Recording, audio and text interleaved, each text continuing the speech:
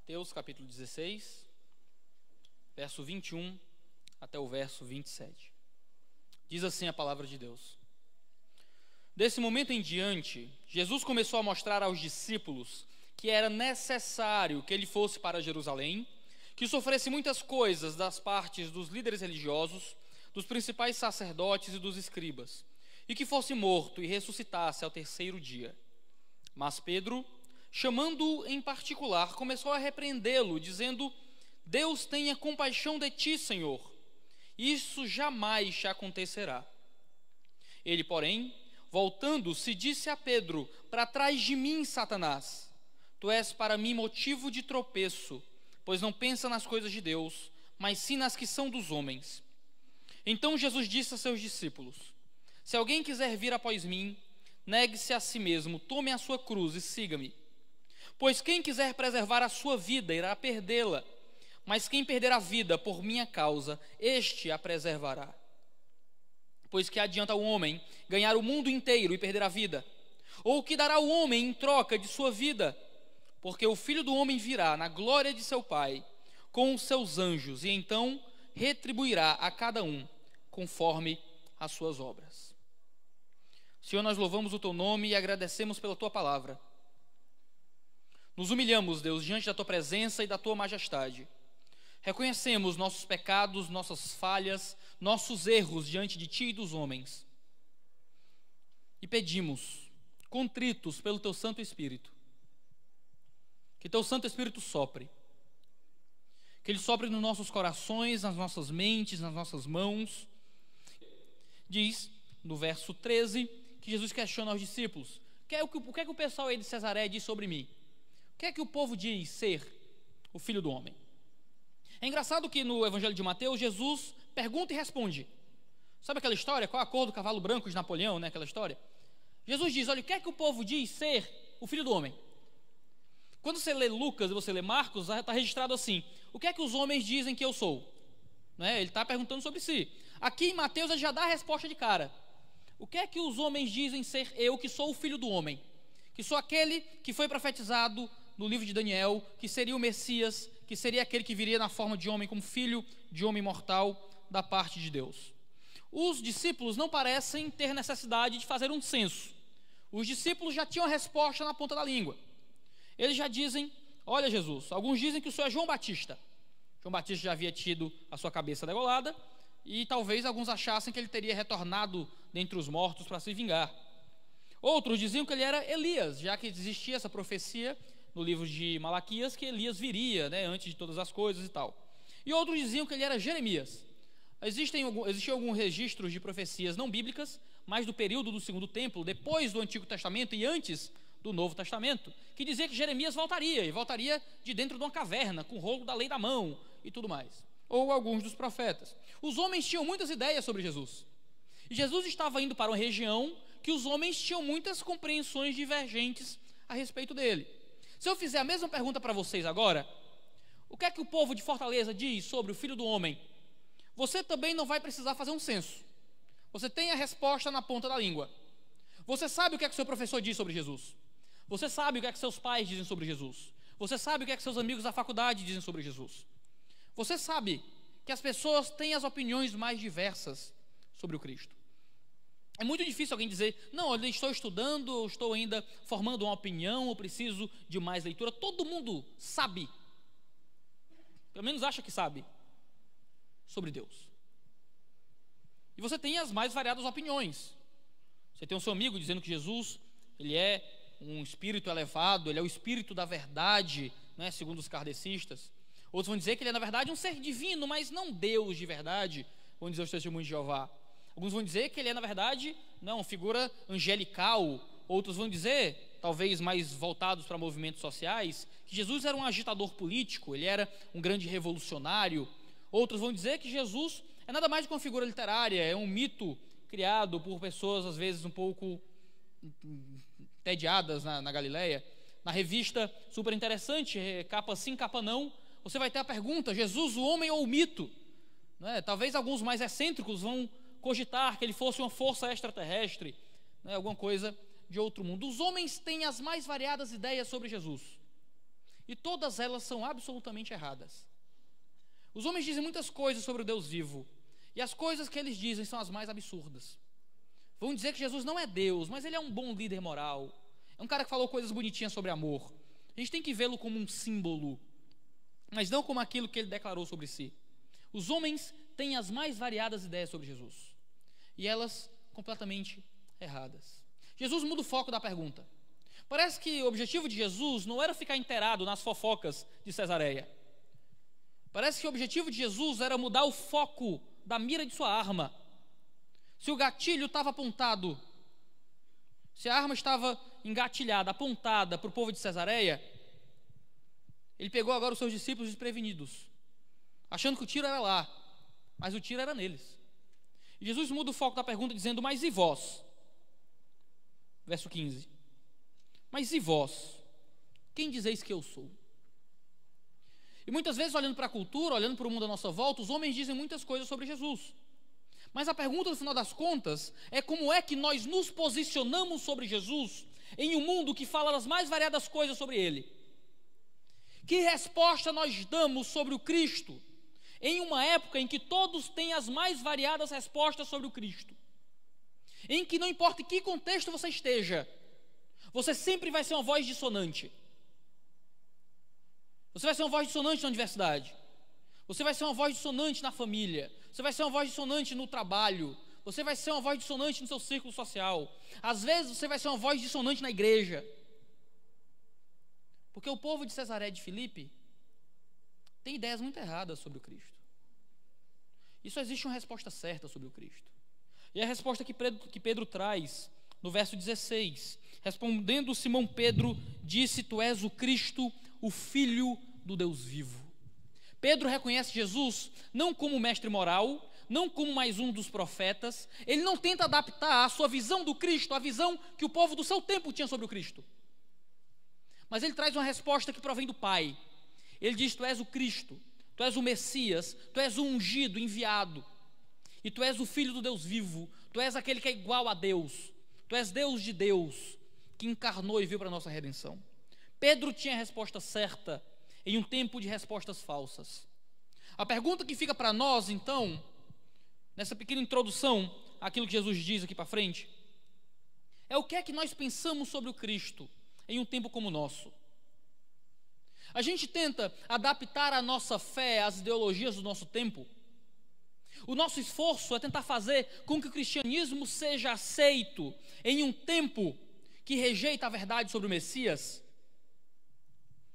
Quando você estuda o liberalismo teológico de séculos passados, que dizia que a Bíblia não era a palavra de Deus, estava a dizer que os milagres na verdade não existiram e davam interpretações completamente erradas e falsas sobre a Escritura, a gente geralmente rejeita o liberalismo como uma tolice sem igual. Ninguém dá muita voz para esse tipo de coisa hoje, pelo menos eu espero que não.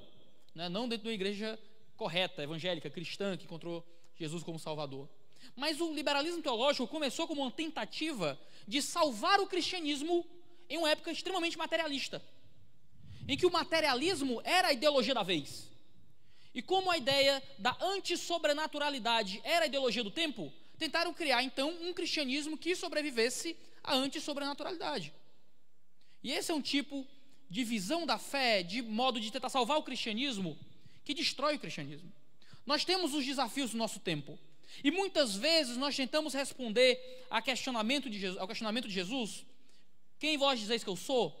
Tentando adaptar a nossa visão do Cristo à visão do povo de Cesareia de Filipe, a visão do povo do nosso tempo. A gente tenta dar um Jesus que agrade aos movimentos políticos. A gente tenta apresentar um Jesus que agrade às ideologias contemporâneas. A gente tenta pregar um Jesus que não ofenda mais os ídolos da nossa época. E a gente não deixa mais que a resposta que vem do Pai ofenda. A gente não deixa mais que a resposta que provém do Deus vivo transforme, cure, machuque. A gente não quer ser mais uma voz dissonante. A gente não quer mais se opor às visões do Cristo, que muitas vezes são populares até no seio da igreja. Porque custa caro. Porque há um preço a ser pago quando você se posiciona a favor do Cristo em uma época que vende Jesus aos pensamentos do seu tempo. E você precisa do Jesus feminista. E você precisa do Jesus de esquerda. E você precisa do Jesus aborteiro. E você precisa do Jesus LGBT. E você precisa do Jesus da teologia da missão integral. E você precisa do Jesus, que ele é uma tentativa extrema de aparar as arestas que ofendem, para tentar se adaptar na caixinha intelectual que tomou conta da nossa época. Você precisa do Jesus revolucionista. Você precisa do Jesus revolucionário. Você precisa do Jesus freudiano.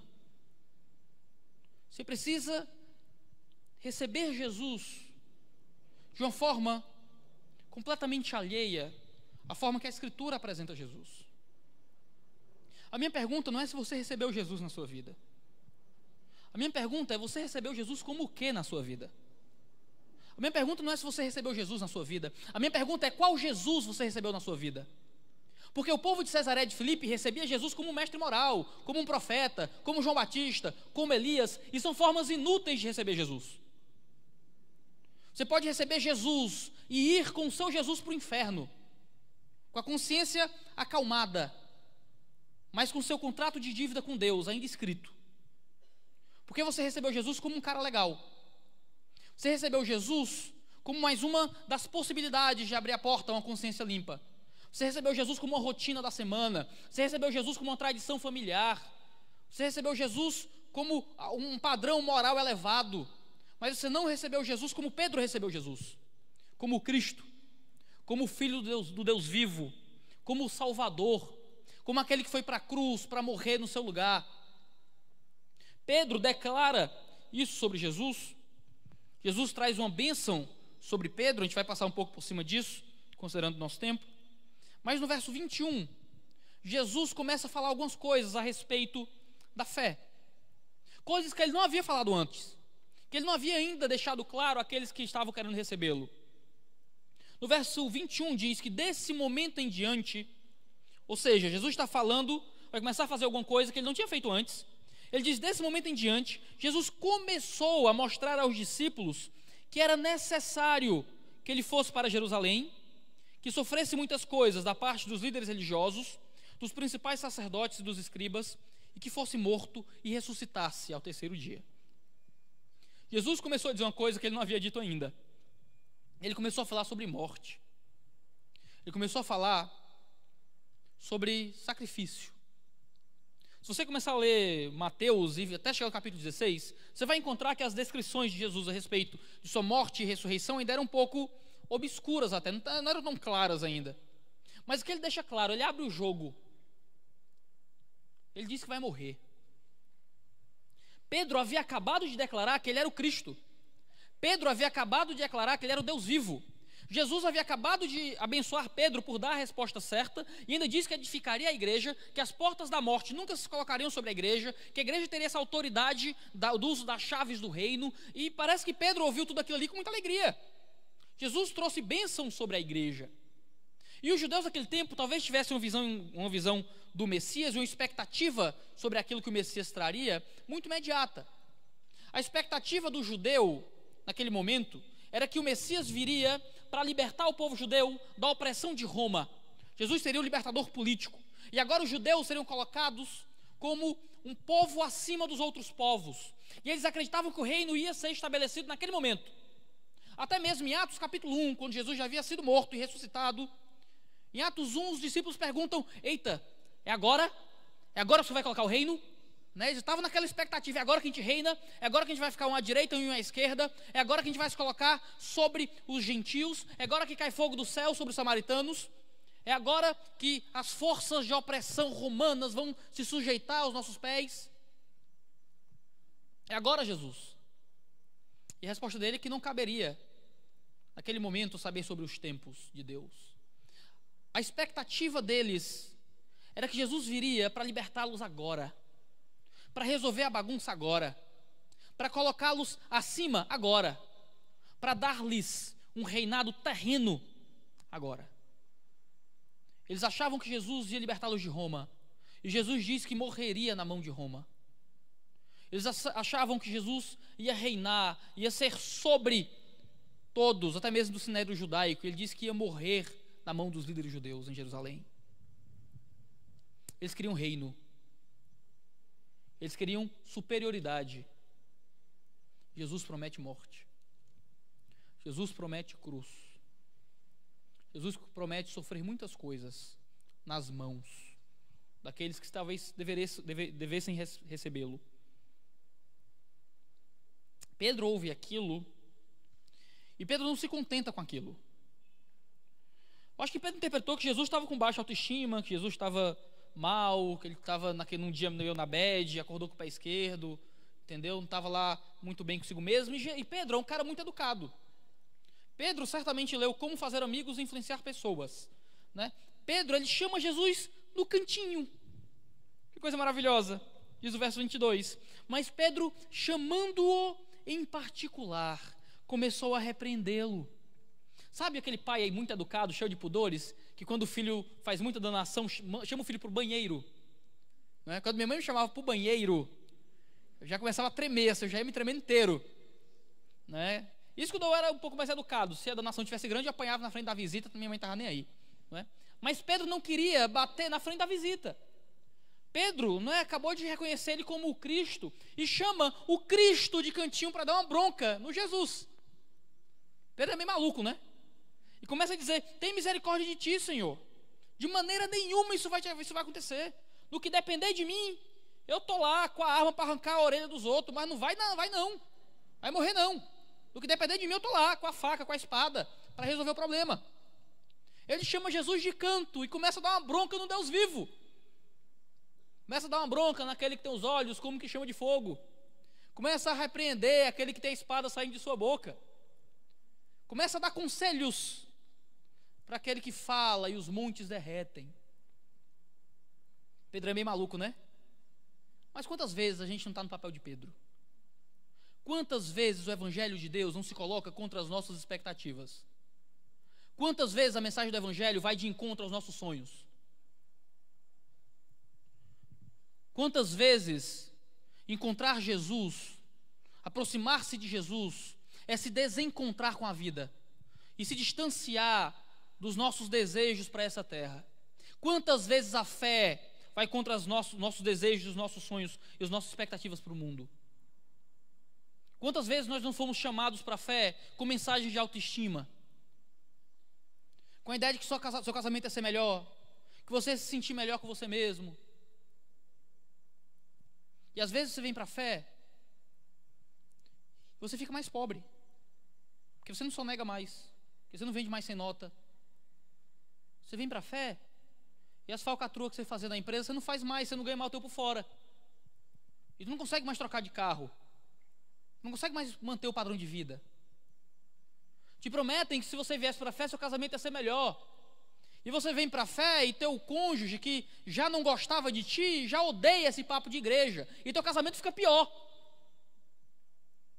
Você vem para a fé e diz que você vai se sentir melhor com você mesmo, você vai ser mais feliz. É quando você encontra a tua maldade, o teu pecado, a tua podridão.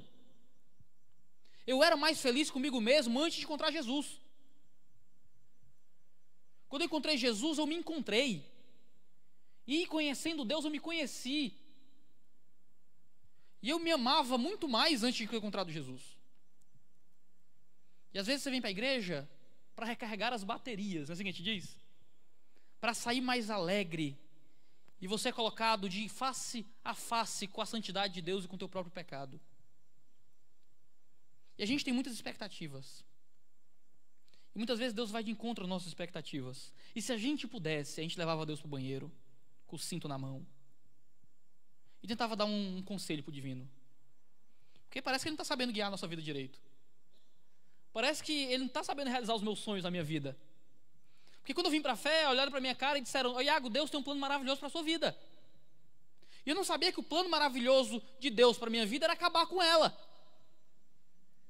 Eu não sabia que o plano maravilhoso de Deus para a minha vida era operar em mim morte. Como diz 2 Coríntios capítulo 4. Para que em outros fosse operado vida. Eu não sabia que o plano maravilhoso de Deus para a minha vida era que eu não tivesse tempo de realizar os meus sonhos. Que o plano maravilhoso de Deus para a minha vida é que minhas expectativas carnais fossem todos os dias pisoteadas pela bota da graça. Eu não sabia que o plano de Deus para a minha vida não era o meu plano para a minha vida. E se eu pudesse, eu teria levado Deus para o banheiro muitas vezes. Teria chamado Jesus de canto. Tinha pegado o cinto na mão. Senta aqui, vamos bater um papo aqui, que o negócio não está legal.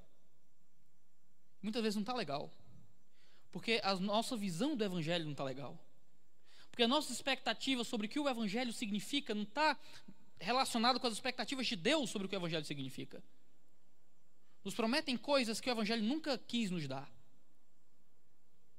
Pedro chama Jesus no canto. Mas Jesus não responde Pedro no canto.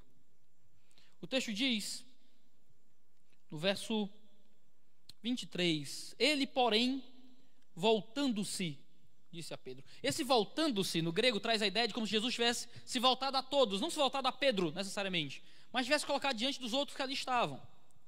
Parece que Pedro chama Jesus no canto, mas Jesus repreende Pedro na frente de todo mundo. Jesus não leu como fazer amigos e influenciar pessoas. Mas ele queria dar uma lição. Ele queria ensinar. E Jesus se volta, e ele, manso, humilde de coração, educado, diz: arreda para trás de mim, Satanás. Jesus definitivamente não leu como fazer amigos e influenciar pessoas. Talvez ele fosse expulso da agência missionária, né? Talvez a igreja ia chamar ele para conversar: pastor, pega leve, isso é jeito de lidar com os irmãos, né? Mas Jesus reconhece e repreende Pedro por aquilo que ele diz, associando-o com o próprio diabo, e o ordena que saia do caminho. Saia do meu caminho, diabo, saia do meu caminho, Satanás. Porque o que Pedro estava oferecendo a Jesus era semelhante àquilo que Satanás ofereceu a Jesus no deserto. Era uma glória sem cruz. Eram os reinos do mundo sem morte. Pedro estava novamente dizendo o que Satanás já disse, o que Satanás já havia oferecido.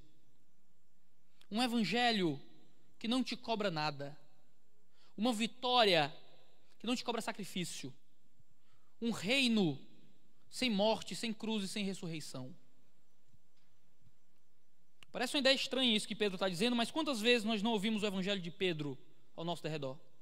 Quantos de nós não viemos de igrejas que pregavam um evangelho petrino, um evangelho de Pedro, um evangelho de um reino para cá, agora, aqui, um evangelho sem cruz, um evangelho sem sofrimento, uma vitória que não te cobrava nada? Quantos de nós não ouvimos um evangelho que te promete vitória aqui e agora, que te coloca no palco, que coloca teus inimigos na plateia, que põe a medalha no teu peito, que te restitui e te dá de volta o que é teu, que tu declara e toma posse? Quantos de nós não já fomos enganados pelo evangelho de Pedro, pelo evangelho do diabo, por um evangelho que tem cheiro de enxofre, porque foi escrito no 5º círculo do inferno? Quantos de nós já não cremos na mensagem de Satanás? A mensagem de Satanás não necessariamente é uma mensagem que vai dar glórias ao diabo em alta voz. Jesus olha para Pedro e diz: para trás de mim, Satanás, para mim você é pedra de tropeço, porque não pensa nas coisas de Deus, e sim nas dos homens. Ele não diz nas coisas de Deus, mas sim nas coisas do diabo. Porque se o evangelho é de Satanás, se é Satanás que está falando, presume-se que ele vai falar das coisas do diabo. Mas o evangelho que provém de Satanás, ele não é necessariamente diabólico em sua apresentação. Ele é humano em sua apresentação. Quando o diabo quiser fazê-lo crer em seu evangelho, ele não vai aparecer com um pentagrama de sangue. Ele não vai fazer você matar e beber o sangue do carneiro. Não vai ter um ritual de magia negra, de raspar a cabeça e ficar de cabeça para baixo e ter alguém com 666, com um chip na tua mão direita. Quando o diabo quiser fazê-lo crer em seu evangelho, ele só vai deixar as coisas mais humanas. Só vai ficar mais horizontal. Só vai esquecer um pouquinho da cruz. Só vai deixar um pouquinho para lá aquilo que é divino. Só vai falar um pouquinho mais daqui, dessa vida, dessa terra, das coisas dos homens. A pregação vira um coaching espiritual, e que vão fazer você lidar melhor com essa vida. E tudo é sobre você, e tudo é sobre o próximo, e tudo é sobre o lado, e tudo é sobre esta vida, para esta vida, neste reino, para este reino. Quando o diabo quiser fazê-lo crer em seu evangelho, Ele não vai te fazer gritar Satanás reina. Ele só vai fazê-lo esquecer que a vida não é aqui. De que a nossa vida de fato é lá. E que tudo é sobre lá. E o que importa é o outro lado. E o que vale a pena é uma vida que olha para além dessa vida. O evangelho do diabo é o evangelho do homem, que te promete riqueza, te promete bênção, te promete melhorias, que não lida mais com o pecado para lidar apenas com os efeitos do pecado, que não lida mais com o pecado como uma ofensa ao divino, mas lida apenas com aquilo que o pecado causa na tua vida. Se você beber, irmão, tua vida vai ficar ruim, vai ficar com o fígado ruim, tua família vai se desestruturar, não trai tua mulher não, meu Deus, ela te ama tanto, teus filhos, pensa nos filhos. É isso mesmo que você quer viver, vem para a igreja que você vence a depressão, vem para a igreja que você para de sofrer, disse o pastor disse ontem. Vem para a igreja que tua vida melhora, vem para a igreja que teu casamento melhora, vem para a igreja que você é mais feliz. Eu era muito mais feliz antes de vir para a igreja. Eu estava enchendo a cara de vodka, eu estava me anestesiando de todo jeito, fazia o que eu queria. Quem é que não é feliz fazendo o que você quer? Às vezes a gente tem uma visão meio estranha, achando que vir para a fé, vir para o cristianismo, é viver a melhor vida que o homem pode viver agora. Mas nós vivemos uma fé tal que essa vida só é feliz e só se justifica porque existe uma eternidade para além dessa vida. Como diz Paulo em 1 Coríntios capítulo 15, se o evangelho fosse só para essa vida, nós seríamos os homens mais dignos de pena que existem. Porque nós escolhemos deliberadamente a operação da morte. Nós escolhemos deliberadamente ir contra os nossos próprios desejos. Nós escolhemos deliberadamente estar numa sexta-noite, num calor, sentado ouvindo 2 horas de gente falando. Nossos colegas da faculdade estão enchendo a cara. Nossos colegas da faculdade estão saindo com homens e mulheres. Os nossos colegas da faculdade estão fazendo o que dá na telha. Isso aqui não é mais legal. Isso aqui não é mais divertido. Isso aqui não te dá a melhor experiência sensorial que você pode ter. Você escolheu deliberadamente coisas que lhe causam menos prazer físico, talvez até mesmo intelectual, talvez até mesmo moral, tátil. Porque você escolheu a verdade. Porque você escolheu um evangelho que vai de encontro àquilo que o mundo acha que é maior, que é melhor, que é superior. C.S. Lewis dizia que se você deseja uma religião para te fazer mais feliz, eu lhe indico qualquer uma menos o cristianismo. Vai no psiquiatra, é mais barato. Muito mais barato. A gente passa lá uns remédios e resolve.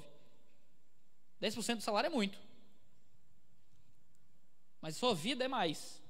Porque o cristianismo não te cobra o dízimo, o cristianismo não te cobra o domingo à noite, o cristianismo te cobra tudo.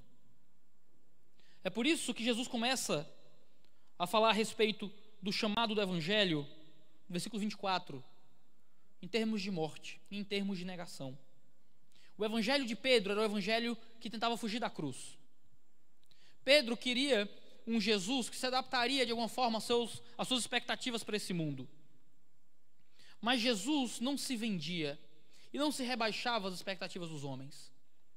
E ele deixa claro o seu chamado para o evangelho, no verso 24. Então disse Jesus a seus discípulos: se alguém quiser vir após mim, se alguém quiser me seguir, se alguém quiser ser crente, se alguém quiser andar no meu caminho, se alguém quiser vir após mim, negue-se a si mesmo. O chamado do evangelho começa com a negação. Antes de você dizer sim para Deus, antes de você aceitar Jesus, você nega a si mesmo, você diz não para você mesmo. O processo de dizer sim para Deus começa com o processo de dizer não para si. Porque aquele que ainda está cheio de si mesmo é justamente aquele que ainda está vazio do Espírito Santo.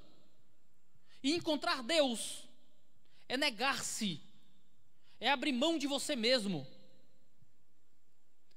Quando eu estava ainda estudando no seminário, o CIBIM é um seminário noturno, e eu sempre saía da casa da minha mãe meio que em cima da hora, porque eu morava mais ou menos perto, não era casado ainda, e sempre estava no comecinho da malhação. Eu sempre estava jantando, nunca é você que está assistindo, né? Alguém estava assistindo malhação lá na minha casa, e eu aproveitava para ver ali o comecinho, né? Eu nunca entendia nada da história, porque eu pegava o comecinho, a música, uma partezinha e eu ia embora. E no outro dia já tinha desenvolvido a história, e eu perguntava à minha irmã, né? O que aconteceu, quem fez o quê e tal. Porque eu não assistia, só estava lá. Mas na época que eu assisti, eu sei que a música de abertura muda, sei lá, a cada 2 dias, eu não sei que loucura é essa, né? Mas na época que eu assisti havia uma música que sempre que tocava, eu orava. Sempre que começava a abertura da Malhação, eu orava ao Deus vivo. Porque eu ouvia sendo tocado na TV para milhões de pessoas o mais perfeito exemplo do anti-evangelho.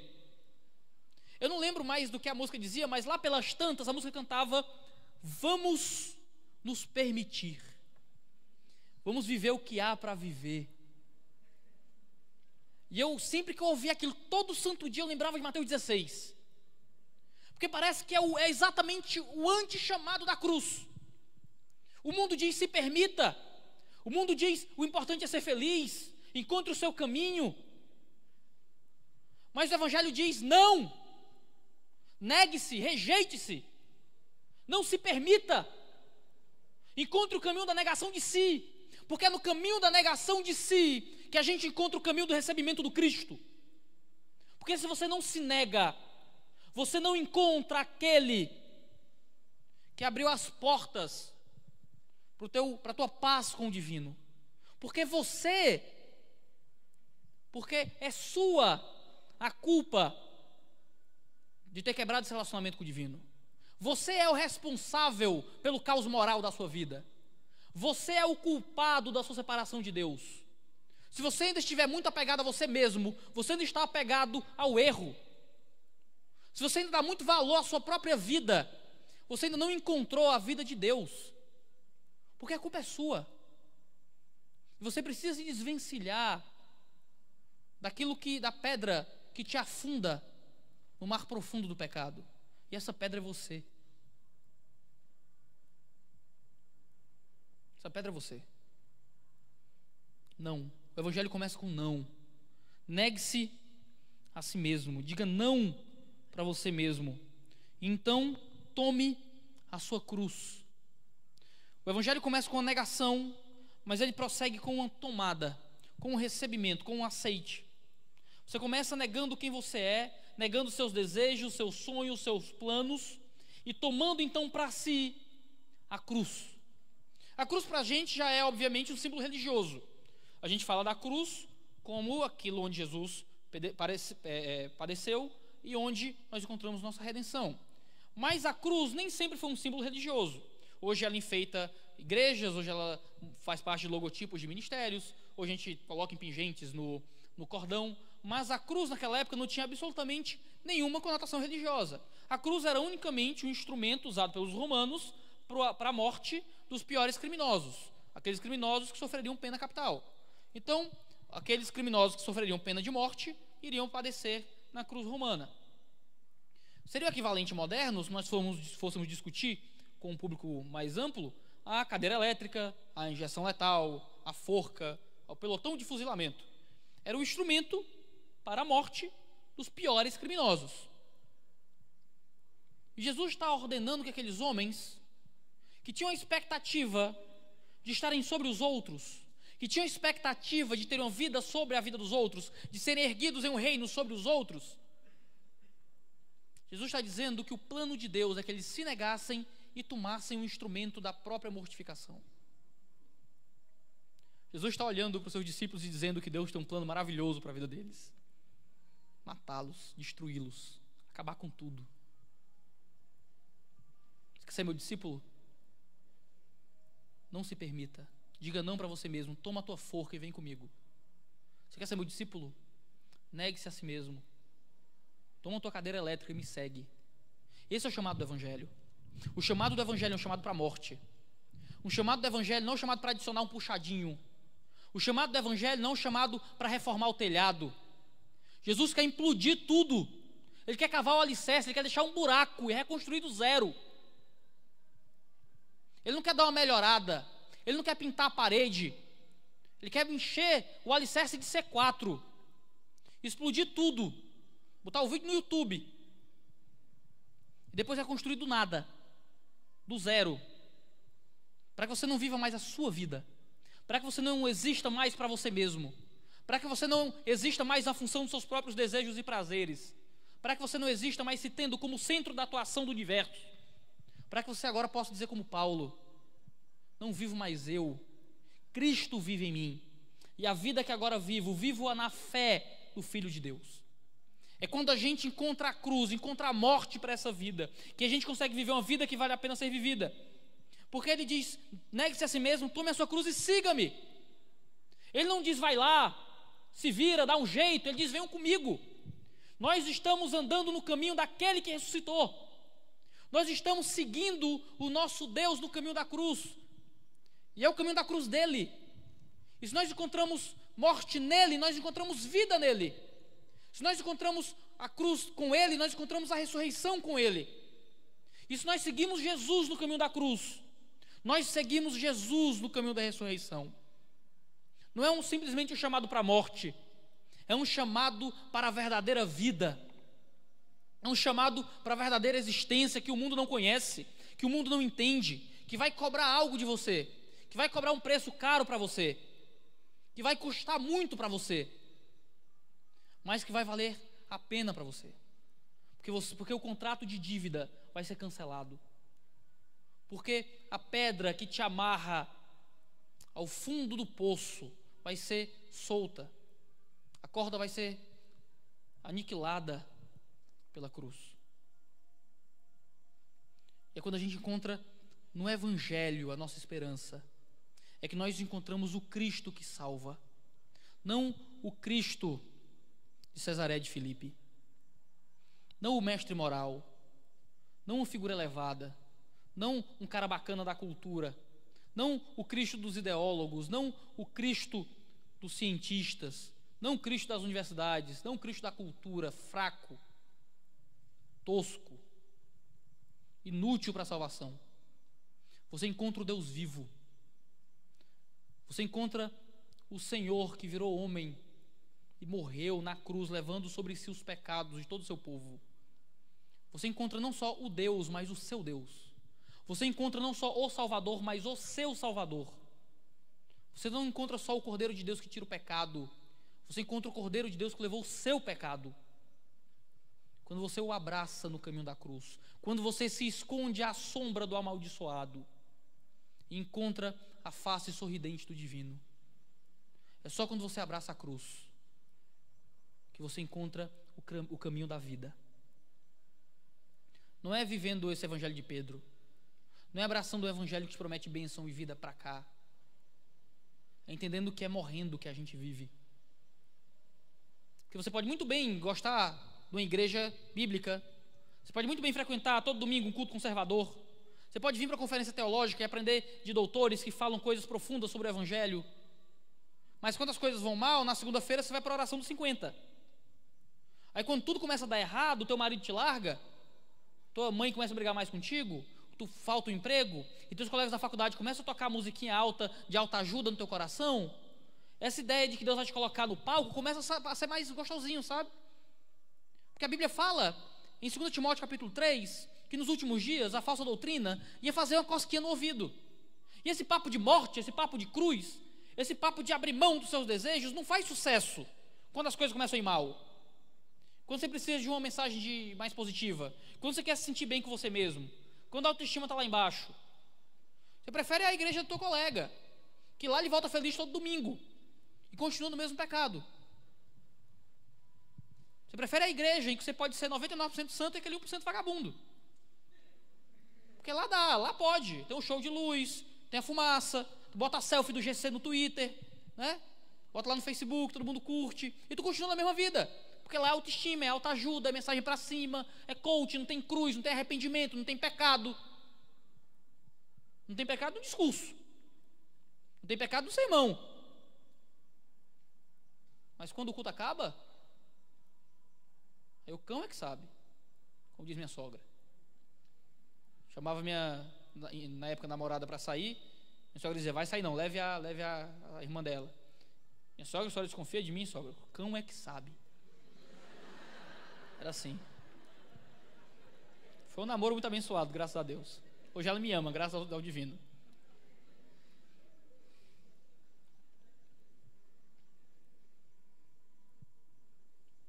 O cão é que sabe? Será que é assim que a gente vive nossa vida? Aqui, quando Deus está vendo, maravilha.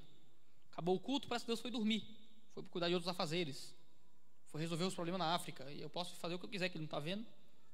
Lá fora só o cão que sabe. Quando a gente encontra a cruz, a gente encontra um evangelho que está sobre as nossas costas todos os dias.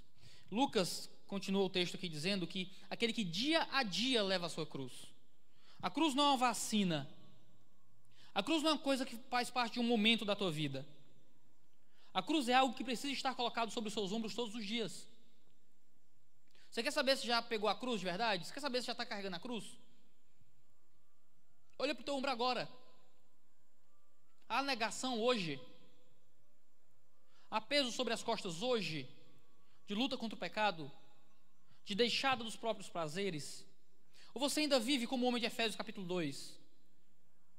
O homem antigo de Efésios capítulo 2, que ainda segue a vontade dos pensamentos, que ainda segue o curso do mundo, que ainda faz a vontade da carne, que ainda obedece o príncipe da potestade do ar, que ainda tem o Espírito agora atuando em seu coração, o Espírito que atua no coração dos filhos da desobediência, que ainda é filho da ira.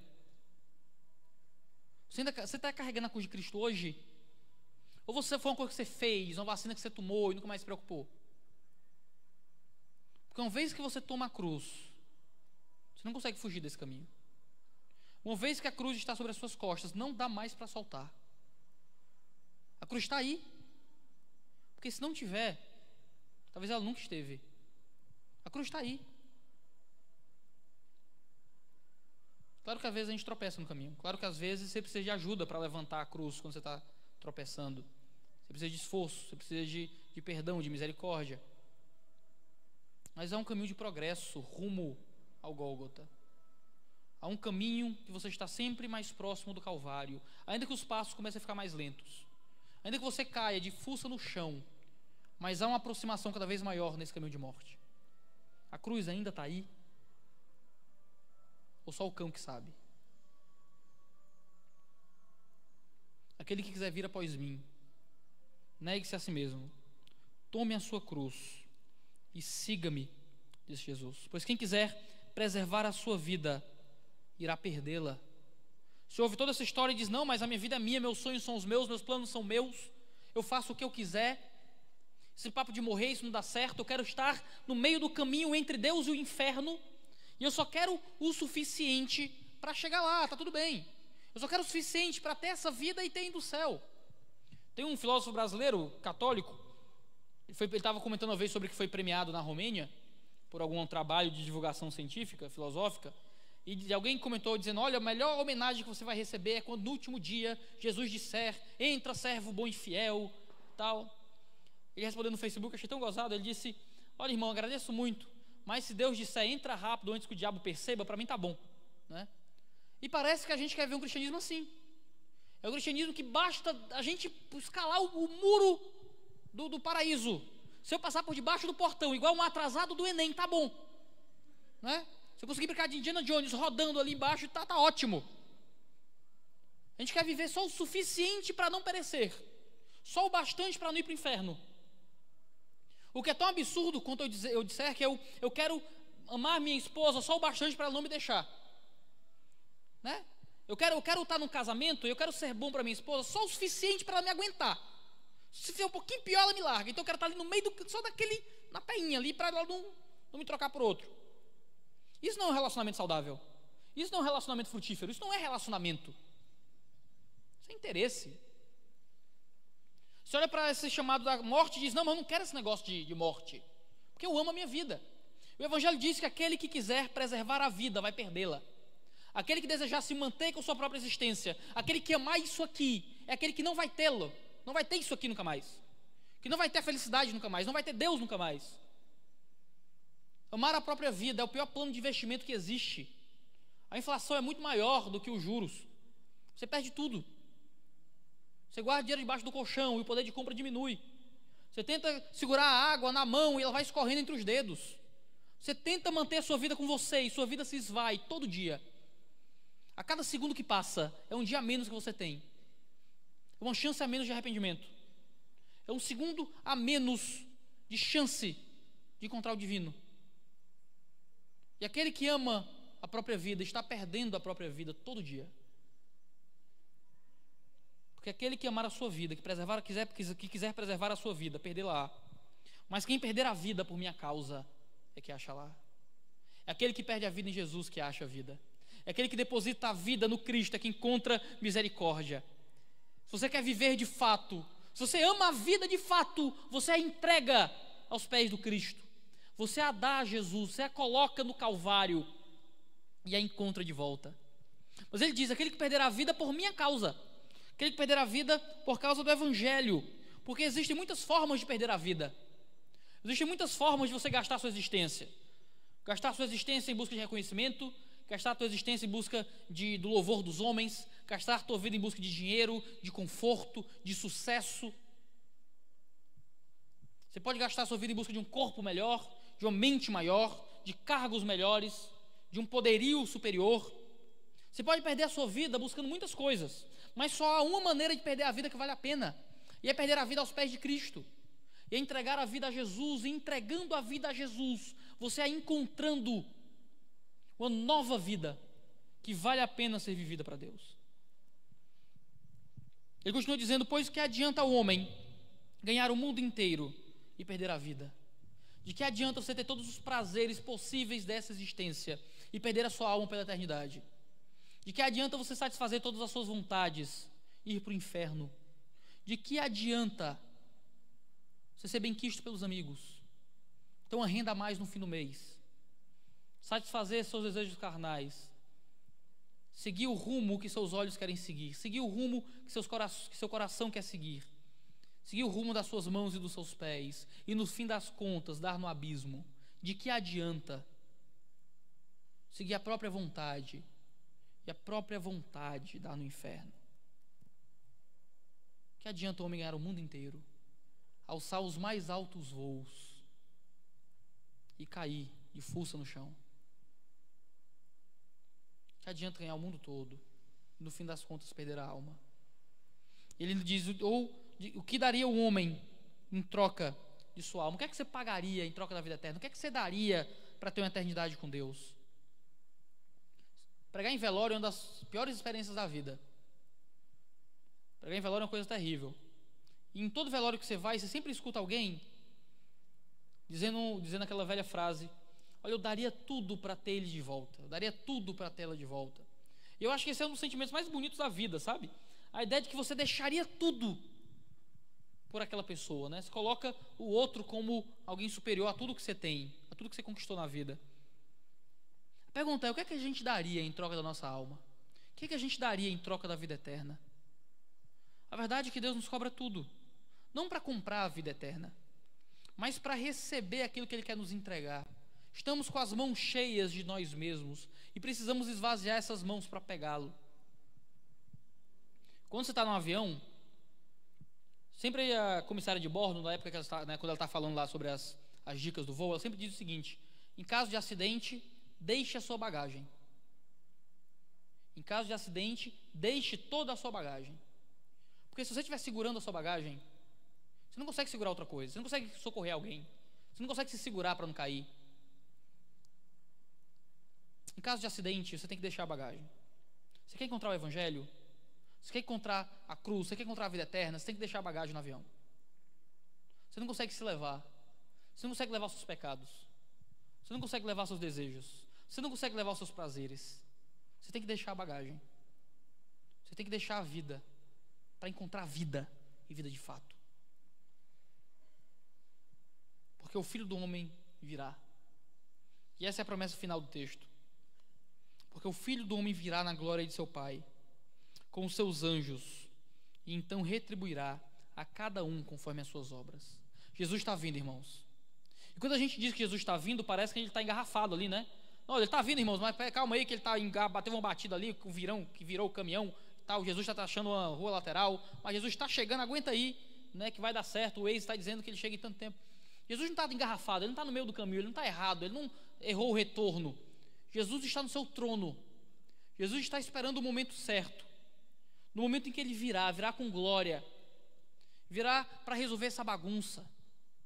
O mundo está uma bagunça, não está não? É aborto, é ódio, é ira, é guerra, é doença, é crime, é maldade, é transfigurações das relações humanas, pais, mães matando bebês no ventre. O mundo está uma loucura. E Jesus está vindo resolver tudo isso. Ele vai vir dar um chega na bagunça. Ele vai vir com glória, vai vir na glória dos seus anjos, vai vir na glória de seu Pai, e vai vir com retribuição. Ele vai retribuir cada um, conforme a sua fé, está aí? Conforme a sua fé, é o que está escrito? Conforme as suas obras. É interessante que, como cristãos protestantes, a gente crê em justificação pela fé. Mas Jesus vai vir testificar a fé pelas obras. No último dia você não vai dizer Deus entende. No último dia você não vai dizer Deus viu meu coração. No último dia você não vai dizer você não pode me julgar. No último dia Ele vai te julgar pelo que você é. Tem uma cruz aí nas costas. Há uma negação de si mesmo. As obras estão de acordo com aquilo que você diz crer. Porque para o irmão da sua igreja você diz que ele não pode te julgar. Porque para o irmão da sua igreja você pode dizer que você não vê meu coração. Mas no último dia Ele vai julgá-lo pelo modo como você vive. Porque o modo como você vive é que evidencia se há realmente uma fé ou não. Há uma cruz nas suas costas, há uma negação de você mesmo, há uma declaração na sua boca de que Ele é o Cristo, o Filho do Deus vivo. Ou nós temos vendido o Jesus da cruz ao Jesus do povo de Cesareia de Filipe. Temos vendido o Jesus da cruz, Jesus do sacrifício, o Jesus da morte para esta vida, ao Jesus do nosso tempo, ao Jesus da autoajuda, ao Jesus da autoestima, ao Jesus do coaching, ao Jesus da melhor vida agora, ao Jesus da prosperidade, ao Jesus do triunfo, aos falsos Jesuses que você recebe, mas que não te salvam. É na cruz, irmãos, que o nosso contrato de dívida está pago. É na cruz que nós encontramos esperança. É na cruz que sim encontramos morte, mas é na cruz que nós encontramos vida. Convido cada um de vocês a morrer todo dia por Jesus, porque eu quero que cada um de vocês possa em Jesus encontrar vida e vida em abundância. Senhor, nós te louvamos e agradecemos pela tua palavra, te agradecemos por aquilo que o teu Santo Espírito fala aos nossos corações, te agradecemos porque o Senhor tem nos levantado a carregar a tua própria cruz. Não é pela nossa força, não é pela firmeza dos nossos joelhos, é unicamente pelo poder do teu Santo Espírito.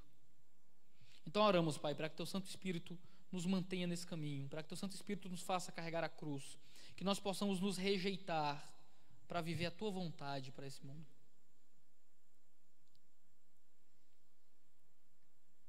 Nos mata, Senhor. Nos mata. Porque só assim encontraremos vida. Se nós oramos e agradecemos. No santo nome de Jesus. Amém.